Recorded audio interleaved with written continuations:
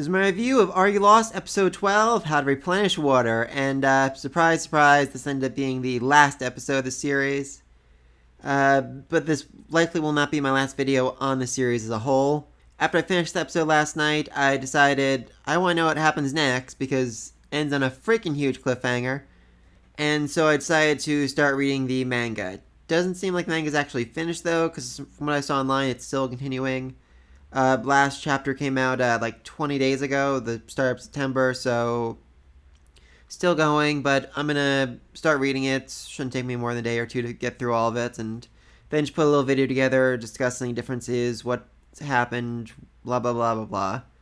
A few interesting notes in the first 14 chapters. So the reason these four are essentially alone is because they basically fell out of the back of the plane as it was falling to pieces, and everyone else just stayed in their seats. So they got carried away much, much further. They might all be dead by this point, but it could be that the GPS or whatever managed to find them more easily and just assume the other four girls were dead. And we see Homer's father coming to rescue her at the end, so it could be he's like, no, my little girl would find a way to survive this. Oh, speaking of her, her mother is in fact dead. Which explains a lot about their whole survivalist expert adventure life. Like they were allowed to do all this because there's no one to tell them, no, you can't take a child into the savannah. Interesting enough, after her mother died, her father quit his job as a soldier and became a salaryman, so he would never leave his daughter an orphan, which I like that. Manga is also way more informative about little things. For example, remember the not taro that she put on her butt to see if it was poisonous? Yeah, incredibly poisonous. Turns out if you had eaten it, you would have become completely paralyzed and probably died. Fun. Also some safety warnings like, if you use any of these traps, we will violate the Wildlife Protection Act and receive a fine of 1 million yen. Only do this in survival when survival is absolutely necessary. Which makes a certain amount of sense. I can't imagine any government agency is okay with you essentially torturing animals like that. But into the actual episode. So it begins with Shion realizing that Homare has no water. Because in the stupidest move she has ever made this entire series, Homare was in such a rush that she didn't bring water. I get, she was trying to catch up to Shion before the currents took her too far away, or she got attacked by a shark, or whatever, but bad move on your part. Bad move.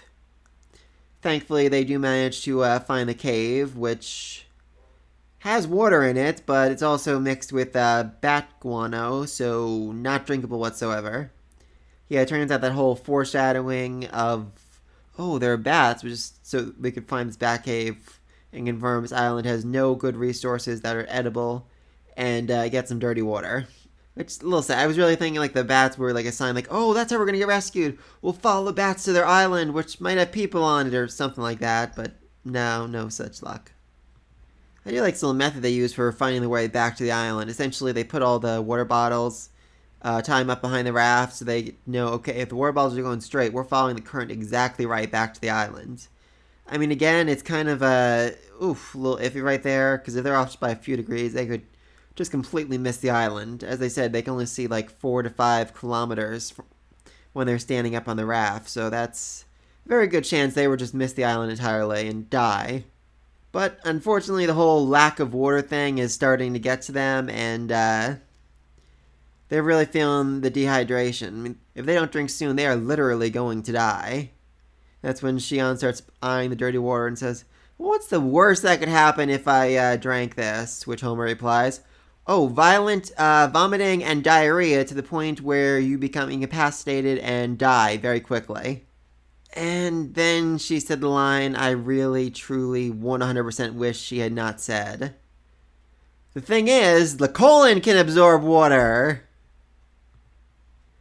And at that line, I realized, oh no.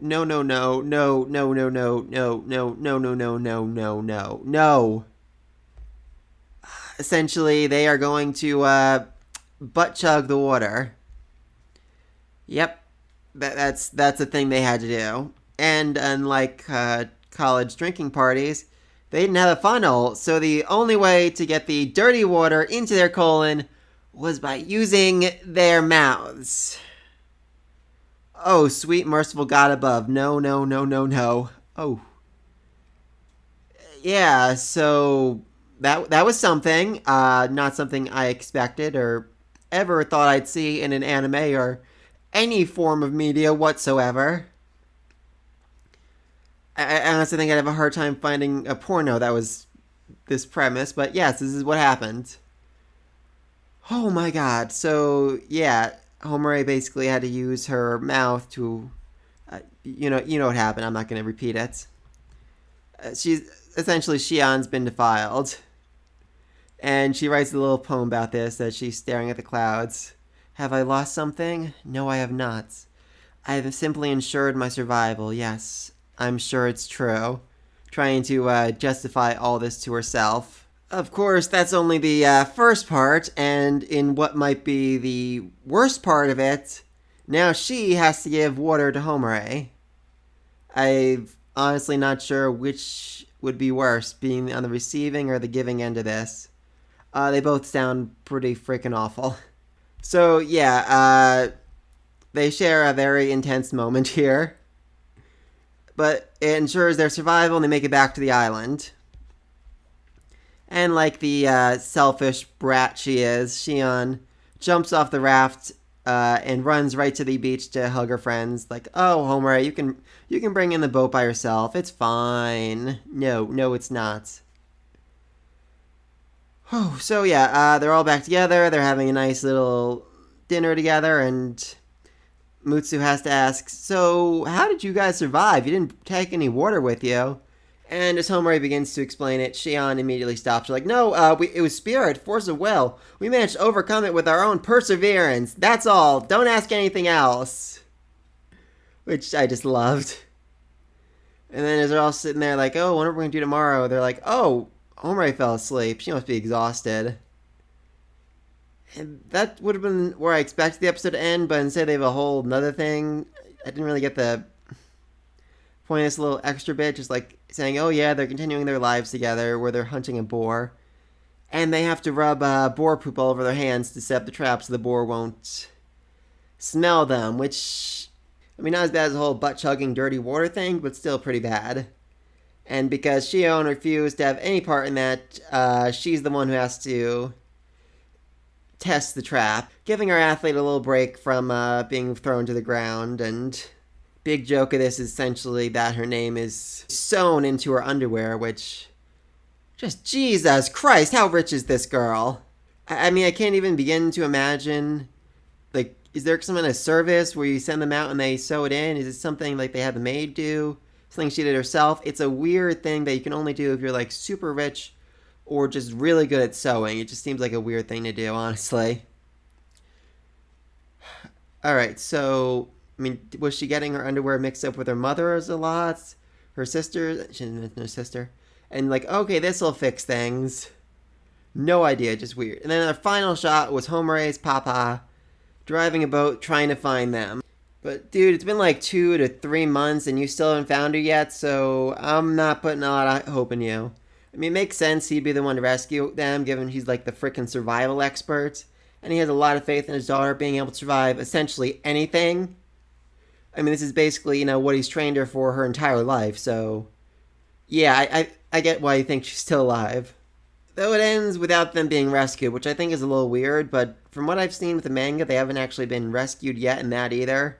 I'm not sure yet. It's going to take me, like I said, another 2 or 3 days to get through the whole thing and see where it's at currently.